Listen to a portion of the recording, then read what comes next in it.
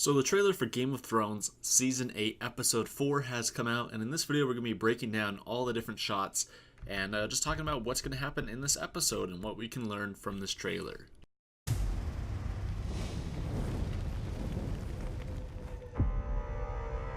So the trailer starts out with an opening of Cersei overlooking King's Landing, and some people have said that this is actually the Golden Company arriving in King's Landing. But this doesn't look like the Golden Company at all. This looks like just a bunch of citizens of King's Landing actually like coming in towards the Red Keep.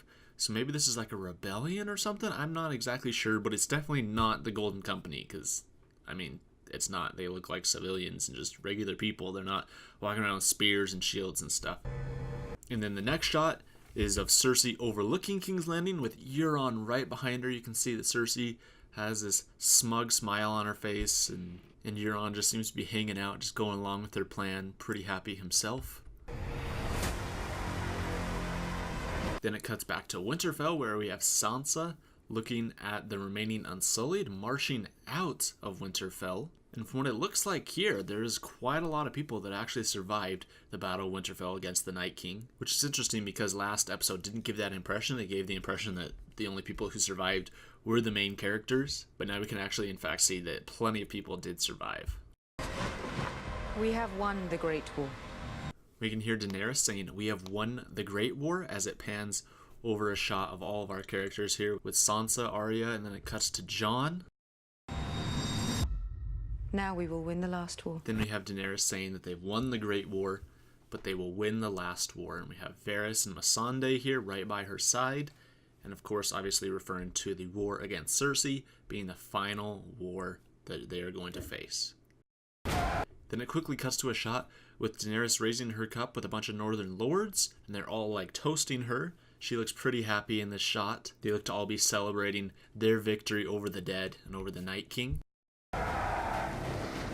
Then we have a shot of Rhaegal and Daenerys. So this is interesting because we didn't actually see much of Rhaegal after Jon fell off of Rhaegal. Rhaegal just kind of dipped for the remainder of the episode, but here he is back, and here's Daenerys right next to him. Rhaegal got pretty beaten up last episode, but it's nice to see that he's still alive, and he's here kicking it with Daenerys. Then we get a shot of Arya and Gendry, so I don't know, maybe we're going to get a scene in the Forge again between the two of them. I mean, Arya did just barely kill the Night King, so who knows? Then we get a good shot outside the walls of Winterfell where you can see everybody who lived, and there's easily 50 plus people here, maybe between 50 and 100 who have lived. We can see pretty much all the main characters holding torches and walking up to these funeral pyres. Seems like everybody's going to be going up to someone that they lost. So on the far left we have Tormund probably going to light for the wildlings. We have Jon who could be lighting it for Lyanna Mormont. Sansa could be lighting it for Theon. Arya for Beric. Grey Worm for all the Unsullied. Daenerys for the Dothraki and for Jorah. And then lastly we have Sam for the remainder of the Night's Watch and Ed. Then we have a shot of Daenerys looking kind of PO. She looks kind of pissed in this one, and I have kind of two theories about this. There's two things that Daenerys at this point could still be upset about. One is the whole situation with Jon being a Targaryen. They haven't really talked much about it. That was episode 2. Jon revealed to Daenerys that he is a Targaryen, and that means that he has claim to the Iron Throne above her. So I think that they'll eventually finish that conversation. And the second thing is the whole deal with Sansa, about how Sansa really does not like Daenerys and just seems to constantly just like hate her no matter what Daenerys does. And I mean, Daenerys, with last episode, she sacrificed basically all the Dothraki and Unsullied, and even, took down the Night King and put both of her dragons on the line. And Rhaegal got pretty beat up for it, and she even lost one of her great friends, Jorah. So I wouldn't put it past Sansa to be still upset with Daenerys and still not trust her. Then we have a cool shot with Rhaegal flying over Daenerys' fleet. You can see on the sails of these ships it has the Targaryen emblem.